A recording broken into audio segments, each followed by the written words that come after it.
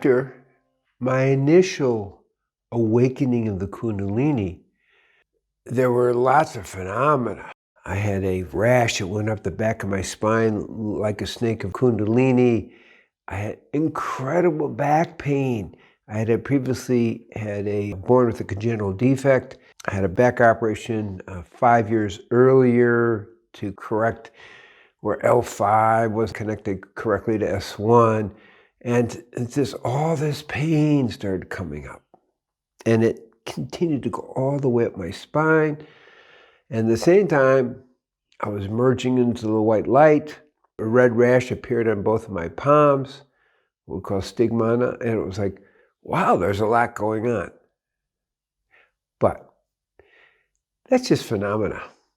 And as this unfolded, and I very rapidly lost my interest in phenomena and began to focus on the deeper truth of things.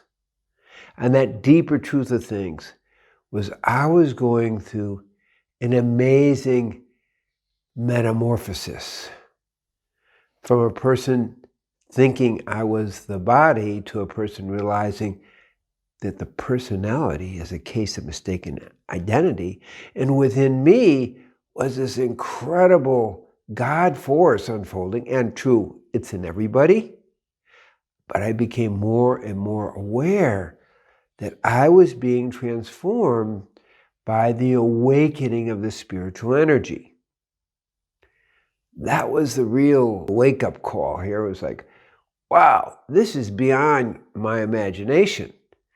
And so I began to do what I felt was the best thing for this, which is to meditate. And to meditate. I was worked up to meditating 6 hours a day for approximately 7 years. And in that process, amazing transformations began to happen, not just physically, but emotionally, mentally, and spiritually. So what I experienced then was this spiritual energy, which is within all of us. Once it's awakened, its goal, not independent of us because it's God's plan, is to awaken every aspect of our being and bring us to the highest level of awareness, physically, emotionally, mentally, and spiritually, not just spiritually. And that's what was going on for me. It was unbelievable. And I found myself in really unbelievable gratitude. It's like, is this really happening? As us, as a human organism, designed to go to a whole other level of evolution within this lifetime? It was awesome. Still is awesome, but at a different level because it never stops. Spiritual evolution never stops. But at the level I was experiencing, I was at the starting point of what this was all about. All the other experiences in the previous 33 years were there, they had some meaning, and I clearly understood they led up to this. But experiencing the force of God in your life in such a powerful way, just that alone left me in a state of awe that has been how I've been in relationship to the divine.